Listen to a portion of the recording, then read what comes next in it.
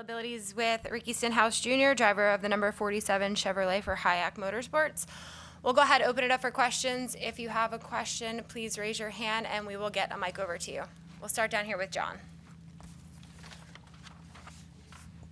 John Newby, Savage Ventures. Looking back at the two wins here, I was curious, do you have a moment that kind of stands out as that defining moment of either you avoided like the big crash or made the race winning move? Honestly, I haven't gone back and watched the 2017 one in a while. Saw some highlights that Roush had posted the other day, but missing a wreck is very vital in that. I think, the 2017 we got some damage and then went to the back and ended up missing the big wreck, which was obviously key.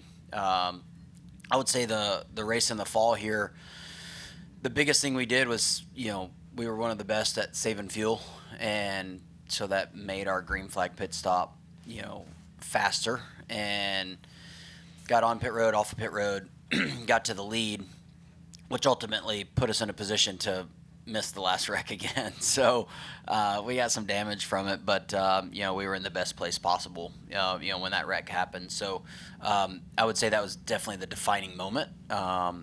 Us executing pit road as well as we did, and that's the name of the game now, especially when it comes to speedway racing, is how can you spend less time on pit road, the last pit stop, and that's the easiest way to jump track position. So I thought we nailed it then, and hopefully we can do that again.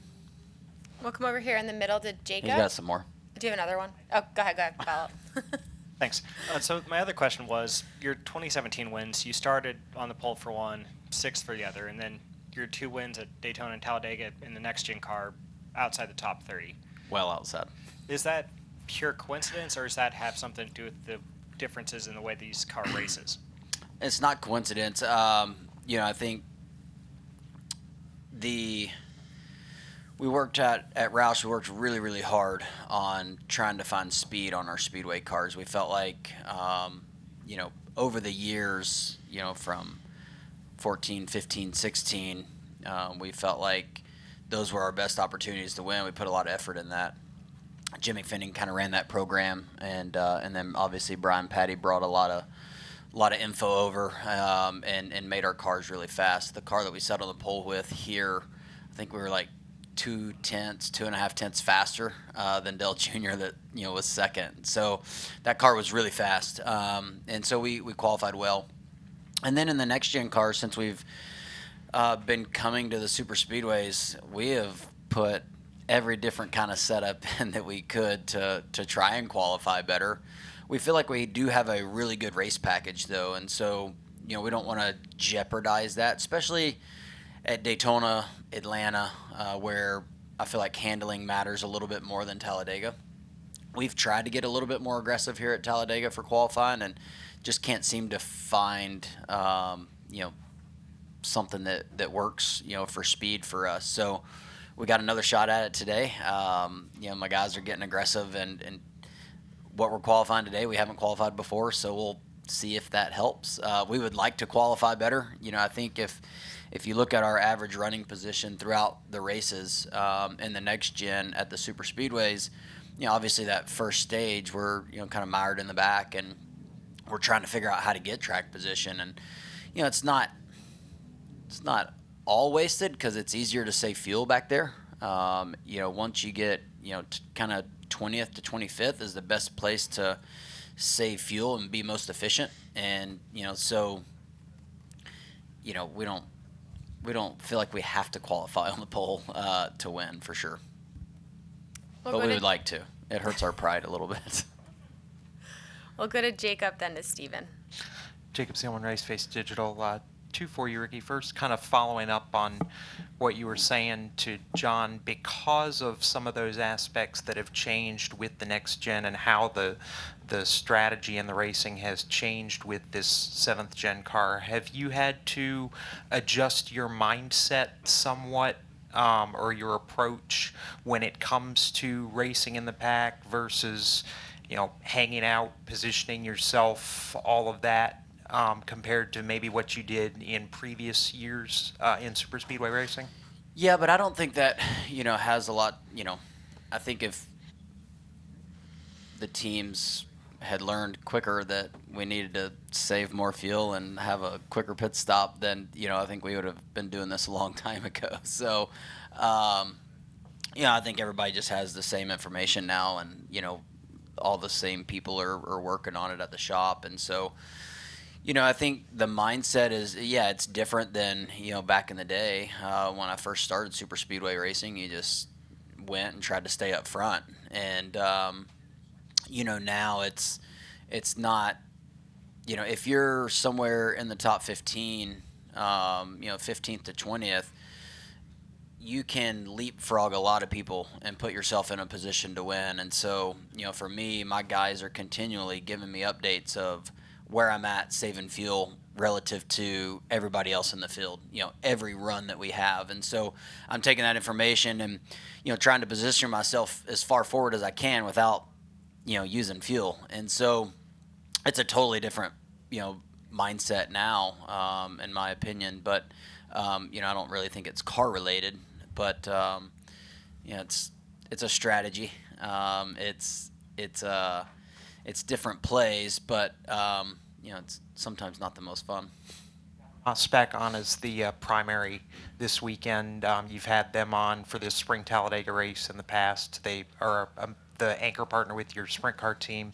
Just how big of a support have they been, not just for your career on the NASCAR side, but really in general with as far back as your partnership with them goes? Yeah, we've been together since 2012, and man, we've finished second so many times with them. So, and some really close ones here at Talladega. So, really wanting to get them in victory lane. Also, Energy Drink's been a huge, partner of mine. And, in dirt racing as well. I feel like they've really elevated the sport of dirt racing, since they came into the sport. And, they continue to evolve and, try and do things different, in dirt racing and all across the board. So very thankful for their partnership. I think a lot of the dirt racing teams are thankful for their partnership as well, at what they do in the series and, throughout the communities. So, it'd be huge to get them a win. Pumped to have them back here racing our sprint car across the street tonight. Got rained out last night, so hopefully we can get a win tonight and on Sunday as well. We'll come down here to Steven. Steven Toronto, CBS Sports. Ricky, on the subject of the whole fuel mileage stuff, Michael McDowell was in here earlier, and he said something to the effect of he thinks that's here to stay just because everyone kind of understands what the benefit of it is and how it gains track position. Even theoretically, even if NASCAR were to, let's say, change the aerodynamic rules to bring the racing close to maybe what we see in Atlanta or something, do you agree that the toothpaste is out of the tube and that's just something we're going to see at Daytona and Talladega moving forward? Yeah, because tires don't mean anything, for the most part, especially here at Talladega. So the only thing that matters is how much fuel you have in your car. And so I guess no matter what, if you shorten the stages and you can make it all the way on fuel, you're still trying to save so that your stop between the stages is shorter, because you can put 4 tires on it faster than you can fill it full of fuel. So no matter what, I think people are going to save fuel, and try and make it your pit stops as short as possible. So yeah, I don't really see a way that you can drastically change it to not ride around and save fuel, but I really haven't thought about it either. I just play the game that we have. I guess just asking that then, you've been around long enough to remember when, during those kind of lulls in these races, everyone would get in a single file line and ride around the top. Is there a meaningful difference between that and kind of the 3-wide gridlock saving fuel that we see now, or is it different somehow? Yeah, I mean, that's where, kind of fuel saving started, and it, I guess for the fans, at least we're, 3 and 4 wide here. And then you'll have guys that want to make a run to the front. And, when when you're 3 wide, it is more difficult to kind of make that run to the front because you're just gridlocked, like you said, and nowhere to go. When we were single file around the top, if you had a few guys that were impatient and wanted to go to the front, they could drop down and just really drive to the front because we were all kind of part throttle around the top. So I mean, I don't mind the side by side, 3 wide, and puts on a show. And then you always get the top lane that if they want to go to the front, they can, and they generally do. And then they drop down and start saving fuel in the bottom and kind of stack the bottom line up. So there's ways to get to the front. So I do find that nice. We'll go in the back to Zach and then wrap up here in the front with Lee.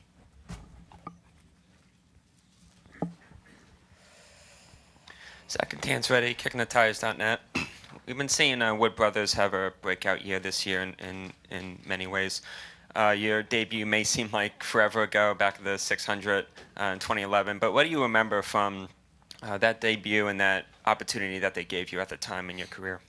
Yeah, that was huge. I was just talking to Leonard at, I guess it was Martinsville, talking about their year that they're having, and he reminds me of that day, and it's so cool, once you drive for the Wood Brothers. I drove for them one race, and they act like I drove for them for a lifetime. They make you feel like family. They made me feel like family as soon as I, was, told I was going to drive their car. And so it was a huge opportunity. We ran well, qualified well. That was a fuel mileage race, and so kind of things were all shook up there at the end. But it was a cool debut, and very honored to be able to drive the Wood Brothers 21 and see them at the racetrack. And it's cool to see them back in victory lane and the success that they're having. They're Leonard's pumped up, and that's cool to see. We'll take a final question from Lee here in the front. Lee Spencer, Sirius XM NASCAR Radio. You mentioned NOS, and they've done tremendous things for the world of dirt, but with Kyle's new series, High Limit, how has it helped having stars like you, like Casey, like Kyle, come over, Christopher Bell, and bring name recognition to that sport to get it off the ground? Yeah, I mean, I think, Tony did it forever. Casey did it forever, obviously. And those were the main guys that I felt like, really gave back to the sport of dirt racing. And, so it's what gave me my opportunity to, continue my career and get to, I feel like where I am right now was, Tony giving me an opportunity to go race sprint cars. And, that's something that I had always dreamed about doing, is having my own sprint car team. And so, since the opportunity came about, in 2017, 16, 17, and then, NOS has been with me the whole journey of, fielding a sprint car team, which now gives me an opportunity to go race myself. I think it's huge. I think the fans show up. We were across the street, dirt racing last night. Well, preparing to dirt race, and a ton of fans were just in the pits already, coming by and pumped to see me out there dirt racing. And so I think that moves the needle a lot. I'm going to race over the next couple weeks, with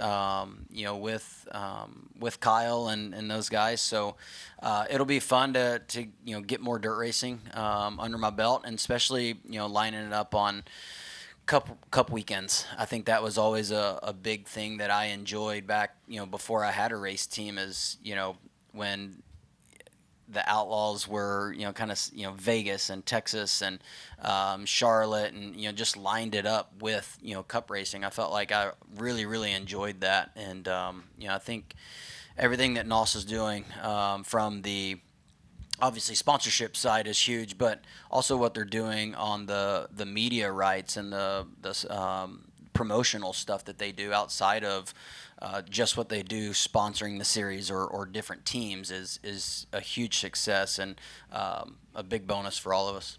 Do you think you being over there, like in Las Vegas, there seemed to be a lot of people from the dirt track that came over to the Cup side that maybe might not have come to a NASCAR race?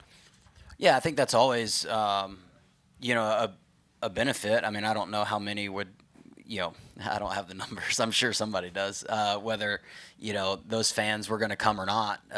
But, I think the dirt track race, just for instance at Vegas, you get a lot of California sprint car fans that, go to Vegas. It's a close drive. And so, they will, might not come, for the Cup race, but then they ended up staying. So, I see it be a win-win for both. We have one more question over here. What's your best advice for a rookie ARCA driver going out there today for the first time? I would say get your seat as low as you can. You're really tall. No. Man, when I was running the ARCA series a long time ago, back in 2008, the superspeedway racing was always kind of treacherous. I'm sure you've watched a lot of recaps, and ARCA racing gets to where you get single file around the bottom a lot, and to me, a lot of guys would get impatient, and you're running. Where'd you qualify? Well, we didn't get qualified, so Oh, we had 27. okay. So yeah, you're starting at the back. I've got experience with that. We've been qualifying back there a lot lately on super speedways. Hopefully not today, but just stay patient. Let the other guys make mistakes. There'll be guys that get impatient and try and make a run to the front, and they generally the outside lane in the ARCA cars, I feel like, end up losing momentum and end up falling right back to the back. Now, if you got some good cars, caliber cars with you, I would jump in line and get to the, somewhere up in the top 10 and ride and let other people make mistakes. That'd be my best advice. All right, Ricky. Thanks for your time today. Thank you. Good luck this weekend.